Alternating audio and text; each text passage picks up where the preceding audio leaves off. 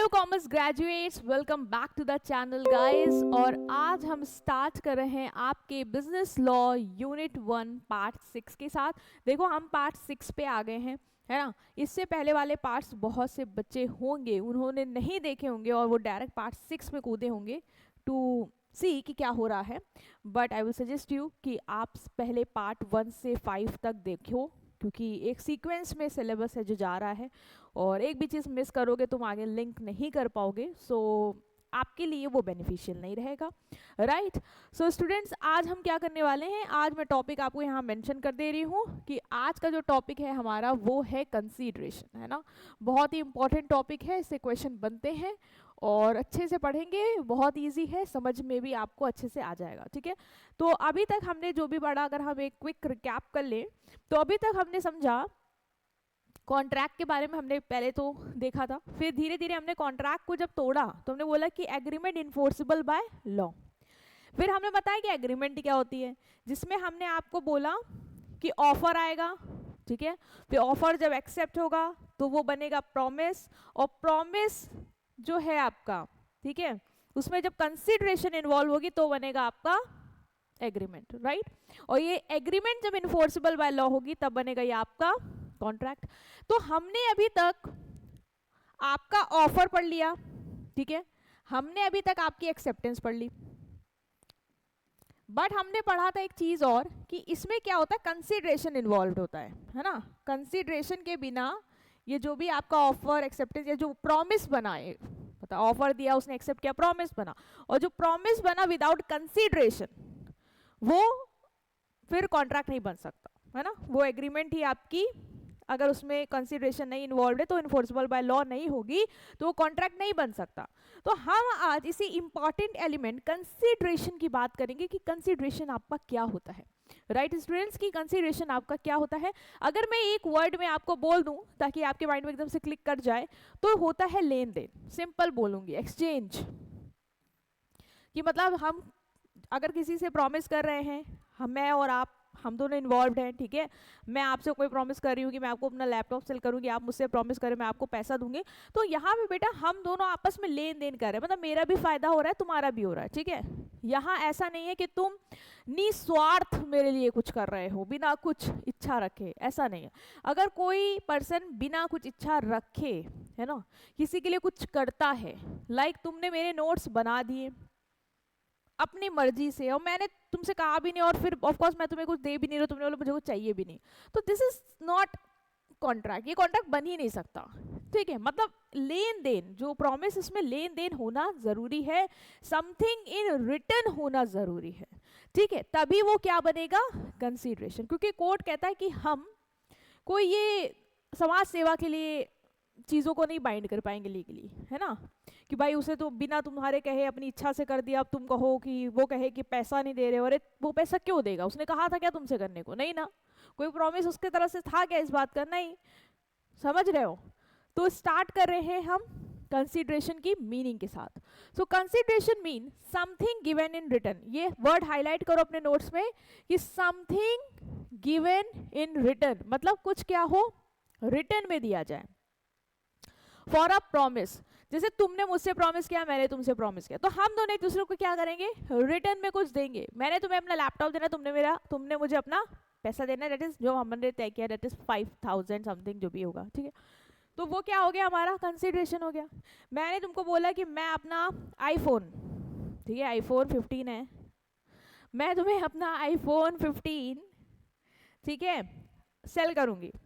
यहाँ मैं कोई प्रमोशन नहीं कर रही हूँ, बट मैं एग्जांपल दे रही हूँ, मैं तुम्हें अपना आईफोन सेल करूंगी, मान लो ये 50,000 में, है ना, तो मैं तुम्हें फ्री में नहीं दे रही हूँ, मैंने बोला, मैंने प्रॉमिस इस बात का किया कि मैं तुम्हें ये 50,000 में सेल करूंगी, और तुमने मुझसे प्रॉमिस किया कि मैम मैं आपको 50,000 देने के लिए तैयार हूँ, मैं आपको दूंगा। तो बेटा यहाँ पे क्या है, कंसिडरेशन इन्वॉल्व है, लेन देन इन्वॉल्व है, समझ गए। It may be an act, abstinence और a promise done at the desire of promise. Ma'am ये क्या है, ये बोल रहा है कि it may be an act, कोई एक्ट हो सकता है, जिसे मैंने तुमसे कहा कि तुम मेरे लिए ये करो, मैं तुम्हारे लिए ये करूंगी। एब्सेंटिज्म, मैंने तुमसे कहा मैं तुम्हें लैपटॉप दूं, तुम मुझे पैसा दो, ये एक्ट हो गया। एब्सेंटिज्म मतलब बेटा ऐसा भी तो हो सकता है ना कि मैं तुमसे कहूं कि तुम कुछ ना करो तो मैं तुम्हें कुछ दूंगी। जैसे मैंने बोला तुम मेरे घर के सामने अपना ये ठेला मत लगाओ तो मैं तुम्हें 10,000 रुपए दूंगी। तो ये ना करने का प्रॉमिस है ना, मेरे तरफ से तुम अगर वो एक्टिविटी नहीं करोगे तो मैं तुम्हें पैसा दूंगी। तो तुम मेरे लिए क्या कर रहे हो, वो एक्टिविटी नहीं कर रहे हो, मैं तुम्हें क्या कर रही हूँ, पैसा दे रही हूँ। हमारे बीच क्या है, एक्सचेंज, लेन देन है, ठीक। और a promise done at the desire of promise, ये जो भी बेटा प्रॉमिस हो रहा है ये प्रॉमिसर की डिजायर पे करना है। ये इंपॉर्टेंट कीवर्ड नोट कर लो, डिजायर ऑफ प्रॉमिसर, मतलब जो प्रॉमिस कर रहा है, जो जैसे मैं हूं, मैंने तुमसे बोला मैं तुम्हें अपना लैपटॉप बेचूंगी, तुम उसे परचेस करोगे, तो तुमने बोला हाँ मैं परचेस करूंगा, 50,000 जो भी आपने तय किया है। तो मैं तुम्हें प्रॉमिस कर रही हूँ, तुम मुझसे, मैं तुम्हें प्रॉमिस, मतलब मैंने इनिशिएट किया है ना, मेरा प्रॉमिस, मैं प्रॉमिसर हो गई और तुम प्रॉमिस ही हो गए कि तुम इन रिटर्न मुझे प्रॉमिस कर रहे हो ये एक्टिविटी करने का। तो ये जो तुम कर रहे हो ना अपना प्रॉमिस में, अब मेरे कहने पे, वो मेरे कहने पे ही होना चाहिए, है ना। जैसे मैंने बोला फिर तुमने मुझे प्रॉमिस किया। अब मान लो तुम मेरे लिए अपने आप से कुछ कर दो, मैंने तुमसे कहा ही नहीं था, तो फिर वो कहाँ से कंसिडरेशन हो जाएगा। ये मैंने तुम्हें बताया भी अभी कि कंसिडरेशन प्रॉमिसर की डिजायर से आना चाहिए। जो सामने वाली पार्टी तुमको ऑफर दे रही है, जिसने तुमने उसको एक्सेप्ट किया, तब वो प्रॉमिस बना। तो जो ऑफर दे रही है अगर वो तुमसे कहे कि हाँ मैं तुम्हें ये करके दूंगी, तुम मुझे ये करके दो, तब तुम्हें वो करके उसके लिए देना है, ठीक है। अपने आप से तुम सोचो कि तुमने किसी की गाड़ी साफ कर दी, धुल दी, और कल तुम उसके गेट के बाहर खड़े हो जाओ कि पैसे दे दो, तो वो क्यों पैसे देगा भाई? उसने तुमसे कहा था कि ये गाड़ी साफ कर दो कि तुम्हें पैसे देगा? नहीं ना, तुमने अपने आप से कर दिया ना, तो उसके लिए कोर्ट कोई तुम्हें हेल्प नहीं करेगा। तो प्रॉमिसर की डिजायर से आना चाहिए, समझ गए। According to section clause D, what? According to section 2 clause D of Indian Contract Act 1872, when at the desire of promisor, देखो ये वर्ड बोल रहा है प्रॉमिसर की डिजायर से, बेटा रिटर्न ये जो भी हो रहा है आपस में, ये प्रॉमिसर इनिशिएट करे, है ना, उसकी इच्छा के बाद तुम उसके लिए कुछ कर रहे हो, ऐसा नहीं कि वो उसने कुछ नहीं कहा तुम करके बैठे हो, है ना, ठीक है। तो at the desire of promisor the promisee और एनी अदर पर्सन, चाहे प्रॉमिसी करे या कोई और पर्सन भी कर सकता है उसके बिहाफ पे। जैसे मैंने तुमसे क्या किया था, मैंने तुमसे कहा था मैं तुम्हें लैपटॉप सेल करूंगी, तुम 5,000 में इसको परचेस करोगे, तुमने मुझसे प्रॉमिस किया कि हाँ मैं इसे 5,000 में परचेस करूंगा। तो मैंने अपनी डिजायर शो की, तुमने उसको एक्सेप्ट करके मुझे रिटर्न प्रॉमिस किया कि हाँ तुम मेरे लिए करने के लिए कुछ तैयार हो, ठीक है। यहाँ एक्सचेंज हो रहा है, समथिंग इन रिटर्न एक दूसरे के साथ, कंसिडरेशन है, ठीक। अब बेटा ऐसा भी हो सकता है कि वो 5,000, जो भी 50,000 की डीलिंग हुई है हमारी, वो तुम ना दो, तुम्हारा भाई दे दे, है ना। हो सकता है तुम बाहर हो और हमने डेट तय करी हो और वो तुम्हारे बिहाफ पे मुझे पैसा दे दे, तो ये भी पॉसिबल है, को लॉ इसको भी वैलिड कहेगी, ठीक है, इसीलिए बोल रहा है। When at the desire of promisor, the promisee or any other person does or abstain from doing something, करता है या abstain मतलब नहीं करता है, मतलब जो भी हमने तय किया है कि तुम्हें कुछ करना है या तुम्हें नहीं करना, वो वाला सिस्टम जो हमने बताया था शॉप वाला। और प्रॉमिस टू डू और एब्सटेन फ्रॉम डूइंग समथिंग, या प्रॉमिस करता है कि मैं करूंगा, है ना, ये नहीं करूंगा, मतलब यहाँ प्रेजेंट और फ्यूचर दोनों पे जा रहा है। Such act of promise is called consideration. इस तरीके के एक्ट ऑफ प्रॉमिस को हम क्या बोलते हैं, कंसीडरेशन। मतलब हम दोनों एक दूसरे से क्या करें, एक दूसरे के लिए कुछ करेंगे या नहीं करेंगे, जो भी हमारे बीच तय हुआ है, ठीक है। बट किसकी डिजायर पे होना चाहिए, प्रॉमिसर की। कौन कर सकता है, प्रॉमिसी या कोई अदर पर्सन भी कर सकता है, बट प्रॉमिसर की डिजायर पे, है ना, प्रॉमिसर अलाउ करे तो, ऐसे नहीं कि कोई भी कर दे। A agree to sell his laptop to B for 20,000। अब तुम्हें एग्जांपल दे रहा है ये कि कब कोई पर्सन कहता है कि मैं तुम्हारे लिए कुछ करूंगा और वो कंसीडरेशन होता है। अगर ए एग्री करता है सेल कि वो अपना लैपटॉप सेल करेगा बी को 20,000 के लिए, तो ए ने क्या किया, प्रॉमिस किया कि बी वो लैपटॉप देगा, बी ने क्या प्रॉमिस किया कि वो 20,000 देगा। तो यहाँ पे क्या है, कंसीडरेशन है कि नहीं है, हाँ कंसिडरेशन है कि मनी दिया जाएगा फॉर लैपटॉप, राइट। एब्सेंटिज्म के एग्जांपल, जहां पे आप क्या कहते हो, सामने वाले से कहते हो तुम ये ना करो तो मैं तुम्हें प्रॉमिस करता हूँ कि मैं तुम्हें कुछ रिटर्न में दूंगा। जैसे ए ने प्रॉमिस किया बी को कि वो 5,000 देगा उसको, अगर बी अपनी शॉप उसके शॉप के बगल में ना खोले, तो बी का जो एक्ट है, बी ने क्या किया, उसने एक्ट किया क्या कि उसने शॉप नहीं खोली, तो ये क्या है, कंसीडरेशन। अब तुम कहोगे कि एक्ट क्या, मैं कुछ दिया तो नहीं, कुछ सामान तो नहीं दिया, जरूरी नहीं है सामान दिया जाए, act is also a consideration. मैंने तुमसे कहा तुम मेरे दुकान के बगल में अपनी दुकान मत खोलना, और तुमने नहीं खोला, मैंने तुम्हें पैसे दिए उसके, so you did in return what, act, कि तुमने दुकान नहीं खोली, and what I have given to you, money, right. So there is also a consideration, right. So consideration simple दिमाग में आप रख सकते हैं कि समथिंग इन रिटर्न, प्रोमिसर के डिजायर पे जब प्रोमिसी या कोई और पर्सन कुछ करता है या नहीं करता है, डू समथिंग और एब्सटेन फ्रॉम डू सम और एब्सटेन फ्रॉम डूइंग समथिंग, और प्रॉमिस करता है कि वो करेगा या नहीं करेगा, ठीक है. Such act of promise is called consideration, right. तो ये टॉपिक अभी हमें यहाँ पे हो गया क्लियर. ओके, नेक्स्ट आपको यहाँ पे सिंपल में एक बोला गया है क्या कि consideration is equal to promise या performance that party exchange with either. ये तो हम पढ़ के भी हैं, आपस में लेन देन प्रॉमिस का है ना, कि कुछ करेंगे एक दूसरे के लिए, वो कंसिडरेशन है, ठीक है. इट इज अ एक्ट और डूइंग समथिंग, हमने पढ़ा ना, ये एक्ट है कि हम कुछ करेंगे, मैं तुम्हें लैपटॉप दूंगी, तुम मुझे पैसा दोगे, है ना. It's abstinence, abstain from doing something, मतलब या तो एक्ट होगा कि कुछ करेंगे, या एब्सटेन फ्रॉम डूइंग समथिंग, या कुछ नहीं करेंगे, उसका लेन देन है कि तुम अपने मेरे दुकान के बगल में अपनी दुकान नहीं खोलोगे तो मैं तुम्हें पैसा दूंगी, ठीक है. Must be eight the desire of promisor, ये कीवर्ड है कि प्रोमिसर की डिजायर पे होना चाहिए, है ना. तुम मेरे लिए खुद से अपने आप से कुछ कर दो और फिर मेरे पास आके कहो कि पैसे दे दो, तो मैं क्यों दूं भाई, मैंने कहा था क्या करने को, नहीं ना. जो मैं कहती हूँ करने को वो तो आप करते नहीं हो. चैनल सब्सक्राइब करो, अभी करो, चलो. मे मूव फ्रॉम प्रोमिसी और एनी अदर पर्सन, क्या हो सकता है कि प्रोमिसी और किसी और पर्सन के साइड से हो सकता है काम, मैंने तुम्हें बताया भी, या तो प्रोमिसी करे या कोई और भी कर सकता है, वैलिड माना जाएगा, ठीक है. मे बी पास्ट, प्रेजेंट और फ्यूचर, भी इसको आगे देखेंगे डिटेल में कि जो कंसिडरेशन है वो पास्ट भी हो सकती है, प्रेजेंट भी हो सकती है और फ्यूचर भी हो सकती है, ये याद रखना, ठीक है. तो हमने ये पढ़ लिया, नथिंग एल्स, बस इसमें आपको वही कीवर्ड मैंने थोड़े से हाईलाइट कर दिए थे एक बार में, ये ग्लिम्स में आपको समझ में आ जाए. Next is legal rule regarding consideration. Consideration के रिगार्डिंग कुछ लीगल रूल्स हम देखने वाले हैं. तो स्टार्ट करें हैं पहले, that is consideration must move at the desire of promisor, मतलब ये सारी चीजें कंसिडरेशन में बेटा होनी चाहिए. ये लीगल रूल है कि कंसिडरेशन में ये सारी चीजें होनी चाहिए, then we will consider it as a valid consideration. तो पहला है कि consideration must move at the desire of promisor, promisor की डिजायर पे हो. ये बार बार मैं बोल रही हूँ तुम लोग को चीख चीख के कि प्रोमिसर की डिजायर पे होना चाहिए, है ना. जो प्रोमिसर है वो तुमसे कहे कि ये करो, तब तुम वो करके उसको दो, ऐसे नहीं कि तुम अपने मनमानी सब करके दिए दे रहे हो. तो consideration must be given only eight the Dzire और रिक्वेस्ट ऑफ प्रोमिसर. जब प्रोमिसर तुमसे कह रहा है कि उसको कुछ इन रिटर्न दो, वो तुम्हें कुछ, तुम्हारे लिए कुछ करने को तैयार है, then you do that, right.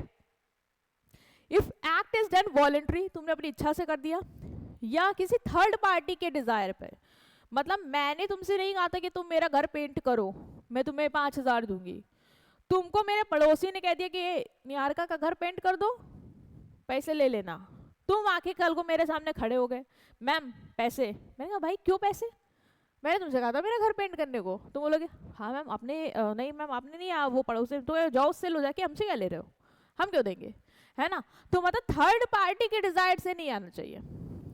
एक बात गांठ बांध लो कि प्रोमिसर की डिजायर पर ही होगा, ठीक है. जिसके लिए तुम कुछ करके दे रहे हो वो तुमसे कहे, वो तुमसे रिक्वेस्ट करे, तब तुम कुछ करके दोगे, then it will be considered in court, right.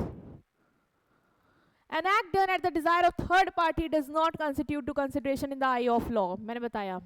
Next is consideration may move from promisee or any other person. Consideration जो है ना वो promisee या किसी और person के साइड से आ सकता है, ये मैंने बताया था अभी क्लियर किया था. तो consideration need not move only from promisee, ये जरूरी नहीं कि promisee के साइड से, मतलब जो हमने बीच में तय किया है मेरे डिजायर पे होना चाहिए, जैसे जो तय कर रहा है उस जो ऑफर दे रहा है उसके डिजायर पे तो होना चाहिए, ठीक है. बट जो प्रोमिसी है, जिसने मान लो मेरा ऑफर एक्सेप्ट किया था, वो प्रोमिसी हुआ मेरे लिए, है ना. जो प्रोमिसी है वो काम कर सकता है या कोई और भी कर सकता है उसके बदले. मैं अगर सेटिस्फाइड हूँ, मतलब डिजायर अगर कहता, मतलब प्रोमिसर कहता है कि हाँ ठीक है पैसा तुम दो या कोई दे, तुम्हारे जानने में हमें फर्क नहीं पड़ता, काम करो जो हमारा प्रॉमिस हुआ है। तो it is possible, it may be given by promise और any other person provided it is done at the desire of promiser. ठीक है, Indian law recognize consideration from the third party. Indian law ये नहीं कहता कि अगर मान लो मेरी डील हुई थी, ठीक है, तुमसे, कि मैं तुम्हें अपना आईफोन सेल कर रही हूँ 50,000 में, और तुमसे मेरी डील हुई थी, लेकिन तुमने बोला कि मैम मैं बाहर हूँ और पैसे जो है वो मेरा भाई दे देगा आपको इसके बदले में। तो मैंने कहा कि हाँ ठीक है कोई बात नहीं, मुझे तो पैसे चाहिए, कोई भी दे दे। तो ये क्या हुआ, ये हो सकता है। ऐसा नहीं कहोगे कि अरे मैम मैंने तो नहीं दिया, प्रॉमिस तो मेरे से हुआ था, मेरे भाई ने दिया, तो अभी तो प्रॉमिस टूट गया, या फिर कह दो कंसिडरेशन इनवैलिड हो गया। नहीं, कोर्ट इस चीज़ की अनुमति देता है, ये कर सकते हो, लेकिन हाँ प्रॉमिसर के डिजायर पे होना चाहिए। ठीक है, next is executed and executory contract, sorry, executed and executory consideration। executed consideration क्या होती है? when consideration is completely performed it is said to be executed।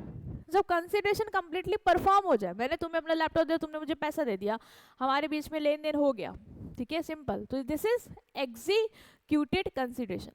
executory consideration क्या? when consideration consists of promise to be performed in future।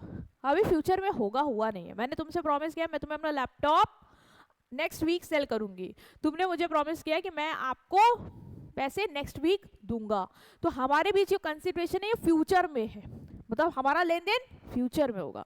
So this is executory consideration. ठीक है, on the basis of action हम define करते हैं, contract का perform हो रहा है उसके बेसिस पे दो part, executed and executory.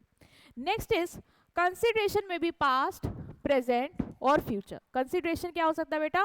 Past हो सकता है, प्रेजेंट हो सकता है और फ्यूचर हो सकता है। पास्ट कंसिडरेशन क्या होता है?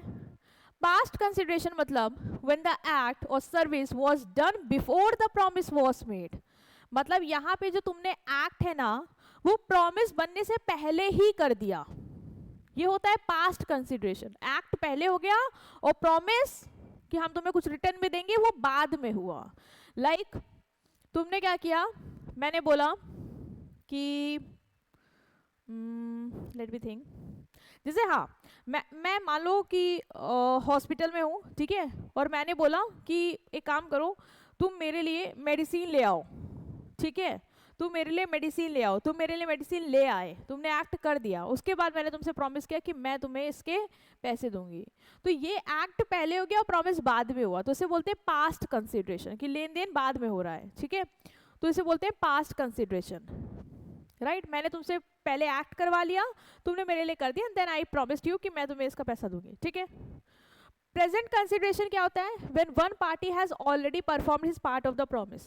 जब एक पार्टी ने जो है अपना प्रॉमिस का पार्ट ऑलरेडी परफॉर्म कर दिया, जैसे मतलब प्रेजेंट, मैंने, तुम शॉप में आए, मेरी शॉप है, तुम मेरे शॉप में आए, तुमने सामान खरीदा, मैंने तुम्हें सामान दिया, तुमने सामान खरीदा, तो ऑफकोर्स एज अ शॉपकीपर मैं तुम्हें सामान दे रही हूँ अपने शॉप का, मैंने तुम्हें सामान दिया, तुमने मुझे पैसे दिए, ये क्या है? आप ऑन द स्पॉट लेन देन, ठीक है, तो this is present consideration.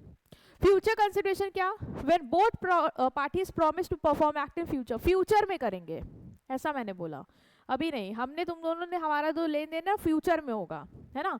So on the basis of time, time के बेसिस पे पास्ट, प्रेजेंट एंड फ्यूचर, और एक्शन के बेसिस पे executed and executory contract, right. So ये आप याद रखना किस टाइप के होंगे। नेक्स्ट और कौन कौन से फीचर हैं कंसिडरेशन के? Consideration need not be adequate, consideration need not be equal in value to the promise. Adequate मतलब इन सेम वैल्यू, जरूरी नहीं है कि हमारे बीच का जो लेन देन हो रहा है उसकी वैल्यू, मतलब जो मैं तुम्हें दे रही हूँ जो तुम मुझे दे रहे हो, हमारी चीज की जो वैल्यू है, ये हमारे एक्ट की जो वैल्यू वो बराबर ही हो सकता है मैं तुम्हें अपनी जो बाइक है वो 20,000 में सेल करने को तैयार हूँ, बल्कि उस बाइक की कॉस्ट जो है वो 1 लाख है ऑन रोड, मतलब आज के टाइम पे उसकी कॉस्ट 1 लाख है, तो ये लॉ ये नहीं कहेगा कि तुमने ये 1 लाख के सामान 20,000 में क्यों दी, इतनी वैल्यू घटा के क्यों दी, उसको उससे कोई मतलब नहीं है। अगर तुम सेटिस्फाइड हो, मैं सेटिस्फाइड हूँ, मैं बेचने के लिए रेडी हूँ उस प्राइस पे, तुम लेने के लिए रेडी हो, दैट्स इट, वो कंसिडरेशन वैलिड हो जाएगी, ठीक है। Parties are free to decide what consideration is sufficient for them. हम लोग फ्री है डिसाइड करने के लिए कि मैं कितने रेट पे देना चाह रही हूँ और तुम कितने रेट पे लेना चाह रहे हो, कंसिडरेशन की वैल्यू क्या होगी, we are free to decide. अगर मैं अपनी महंगी चीज तुम्हें सस्ते में भी दे रही हूँ तो कोर्ट का उससे कोई मैटर नहीं है कि ये क्यों, क्या हम इसको वैलिड नहीं मानेंगे, आपने इतने करोड़ों की सामान इसको लाखों में क्यों दे दिया, अरे क्या मतलब आपको, वो मान गया मैं मान गई, डेट्स इट। ठीक है, तो एडिक्वेट हो, इक्वल इन वैल्यू हो टू द प्रॉमिस जरूरी नहीं है। ठीक है, however consideration must be real not illusory. बस ये ध्यान में रखना कि वो रियल हो, मतलब एक्चुअल में एग्जिस्ट करता हो। तुमको मैं पैसे दे, तुम मुझे लैपटॉप दे रही हो, ये एग्जिस्ट करता है, इमेजिनरी ना हो कि मैं तुम्हें कुछ सामान दूंगा तो मुझे इतना पैसा देना, कुछ क्या होता है। ठीक है, या फिर कह सकते हो कि मैंने तुमसे बोला कि तुम मुझे क्या कहते हैं मार्स ले जाओ वहाँ पे एक दिन के लिए, तो मैं तुम्हें 10,000 रुपये दूंगी। मतलब ये कहाँ, ये मानिए, मतलब तुम देख रहे हो कि मार्स ले जाओ, ये कैसे पॉसिबल है एक आम आदमी के लिए जिसके साथ मैं कंसिडरेशन कर रही हूँ। तो ऑफ कोर्स ये इल्यूजरी है, हम ऐसे कुछ भी सोच रहे हैं। Court does not examine adequation but it may check whether consent was free और नॉट। हाँ बेटा, कोर्ट ये नहीं चेक करेगा कि सामान आपस का लेन देन का मतलब बराबर है, वैल्यू में ये है, वो नहीं चेक करेगा, बट वो ये चेक करेगा कि जो भी तुम कंसिडरेशन आपस में दे रहे हो वो रियल हो और वो फ्री कंसेंट से हो। मतलब मैं तुमसे कुछ बदले में ले रही हूँ पैसे, तो मैं तुम्हें गन पॉइंट पे रख के नहीं ले रही हूँ, या मैं तुम पे प्रेशर नहीं डाल रही हूँ कि मुझे पैसे दो, ऐसा नहीं है। ठीक है, तो तुम मुझे वो सामान दे रहे हो, ऐसा नहीं, ऐसा नहीं होना चाहिए। ठीक है, बाकी एडिक्वेट नहीं हुआ चलेगा।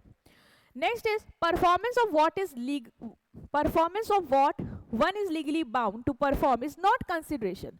एक पर्सन जिस काम को करने के लिए लीगली बाउंड है, अगर वो कर दे इन रिटर्न तो कंसिडरेशन नहीं होगा। सिंपल, एक एम्प्लॉय है, वो बाउंड है कि इसको 9 से 5 काम करना है।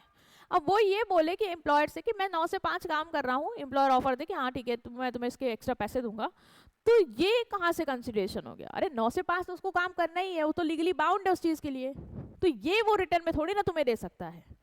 ठीक है, तो if a person promise to do something which is already legally bound, it is not a valid consideration. अगर कोई पर्सन इस बात का प्रॉमिस करे प्रॉमिसर से कि मैं तुमको ऐसा काम करके दूंगा जिसके लिए वो लीगली बाउंड ही है, तो वो कंसिडरेशन नहीं होगी, वो कंसिडरेशन नहीं मानी जाएगी। Such agreement is void for want of consideration. इस तरह की एग्रीमेंट क्या हो जाती है? वॉइड हो जाती है, क्योंकि कंसिडरेशन जो है वो सही नहीं है। अब जैसे पुलिस है, वो तुमसे कहे कि तुम मुझे 5,000 रुपए दो, मैं चोर पकड़ के लाऊंगा तुम्हारे इस केस का, तो भाई वो तो लीगली बाउंड है ना उस काम को करने के लिए। चोर तो उसको पकड़ना उसकी रिस्पॉन्सिबिलिटी है ना कानून की नजरों में, वो उसके लिए मैं उसको क्यों पैसा दूंगी? वो उस चीज का प्रॉमिस क्यों कर रहा है कि वो मुझे ये चीज करके देगा तो मैं उसको पैसे दूं? वो तो उसके लिए लीगली बाउंड है, तो उसको करना ही पड़ेगा। तो ये जो कंसिडरेशन वो दे रहा है, that will not be considered as consideration, वो लीगली वैलिड नहीं होगा। Right, next is consideration must be real not illusory. Consideration बेटा मैंने बताया भी अभी, रियल होना चाहिए, सर्टेन होना चाहिए, कैपेबल होना चाहिए। मैं तुम्हें अपना लैपटॉप सेल कर रही हूँ 50,000 रुपये में, तो ये क्या है? रियल है, लैपटॉप एग्जिस्ट करता है, सर्टेन है, 50,000 रुपये में दे रही हूँ, और पॉसिबल है परफॉर्म करना मेरे लिए। मेरे पास लैपटॉप है, मैं तुम्हें दे दूंगी, तो मुझे पैसा दे दोगी, देयर इज नथिंग कि इम्पॉसिबल एक्शन कर रहे हैं, है ना? तो वेग नहीं होना चाहिए कि कुछ दूंगी, अरे क्लियर करो क्या। इम्पॉसिबल, इमेजिनरी नहीं होना चाहिए कि तुम मुझे 1 लाख रुपए दो, मैं क्या करूंगी, मैं तुम्हारे 20 साल नहीं 500 साल पहले तुम्हारे जितने भी पूर्वज उन सबको वापस ला के दूंगी। अरे ये क्या पॉसिबल है? नहीं ना, तो फिर क्या ये कंसिडरेशन माना जाएगा? नहीं, कोई वैल्यू नहीं है उसकी लॉ की नजरों में। Consideration must not be unlawful, immoral या अपोज टू पब्लिक पॉलिसी। अब हम बीच में जो लेन देन कर रहे हैं ना, वो इमोरल नहीं होना चाहिए। जैसे मैंने तुमसे प्रॉमिस किया मैं तुम्हें 1 लाख रुपए दूंगी, तुम मेरे लिए इस गुड्स को स्मगल करो पूरे उत्तर प्रदेश में, मैंने तुम्हें ये बोला, अरे यार ये तो इलीगल काम बोल रही है ना मैं तुम्हें कि तुम मेरे बदले ये मुझे ये बदले में दो, और तुम एग्री करते हो कि ठीक है आप मुझे 1 लाख रुपए दो, मैं स्मगलिंग करूंगा पूरे गुड्स की। तो हमारे बीच में जो कंसिडरेशन हो रहा है, ठीक है, कि तुम स्मगलिंग करने को रेडी हो, ये जो हम प्रॉमिस कर रहे हैं एक दूसरे से एक्सचेंज में करने के लिए, वो क्या है? इलीगल है, ये नहीं होना चाहिए, ये लॉ नहीं मानेगा, ये कंसिडरेशन ऑफ कोर्स वॉइड हो जाएगी। So mere presence of consideration is not enough, it must be lawful. ये नहीं कि सिर्फ कंसिडरेशन प्रेजेंट है तो कॉन्ट्रैक्ट बनेगा, नहीं, कंसिडरेशन लीगल होनी चाहिए, है ना? If the consideration is illegal, immoral or opposed to public policy, agreement is void. Illegal consideration can never support a valid contract. ये तो तुमको मैंने बता दिया कि कंसिडरेशन इलीगल नहीं होनी चाहिए. आपस में जो लेन देन कर रहे हैं, जैसे मैं तुमको बोला कि तुम बच्चे को किडनैप करके लाओ और मैं तुम्हें पैसे दूंगी और तुम इस पर एग्री हो गए हो, तो खुद सोचो ना, तुम बच्चे को किडनैप करके लाओगे, मैं तुम्हें 50,000 रुपए दूंगी, ये जो तुम काम करके मुझे दे रहे हो रिटर्न, क्या ये वैलिड है, इलीगल है, अपोज टू पब्लिक पॉलिसी है कि नहीं? हाँ. तो फिर क्या ये एग्रीमेंट का ये पार्ट जो बन रहा है कि एग्रीमेंट में कंसिडरेशन होनी चाहिए, सिर्फ कंसिडरेशन होनी चाहिए ये नहीं, भी अच्छी कंसिडरेशन, वैलिड कंसिडरेशन होनी चाहिए, लीगल कंसिडरेशन होनी चाहिए. तो ये तो इलीगल हो रही है, तो एग्रीमेंट क्या होगी? ऑफ कोर्स वॉइड होगी. कॉन्ट्रैक्ट क्या फोर्स में आएगा? नहीं. राइट. सो हमने यहाँ पे देखा कि आपका कंसिडरेशन क्या होता है और उसके लीगल एलिमेंट्स कह लो कि क्या क्या उसके एसेंशियल्स हैं कि उसके अंदर होने चाहिए, ये कंसिडरेशन में क्या क्या फीचर्स हैं. ठीक है. सो आई होप आप समझ पाए हैं, और नेक्स्ट वीडियो में हम नेक्स्ट टॉपिक के साथ आएंगे आपके. और लॉ की प्रैक्टिस करते रहिए, नोट्स बनाते रहिए, जो मैं कह रही हूँ प्लीज़ फॉलो करिएगा, और चैनल को सब्सक्राइब करिए, अपने सारे ग्रुप्स में इसको शेयर कर दीजिए, वीडियो को लाइक करिए. See you in next video. Thank you.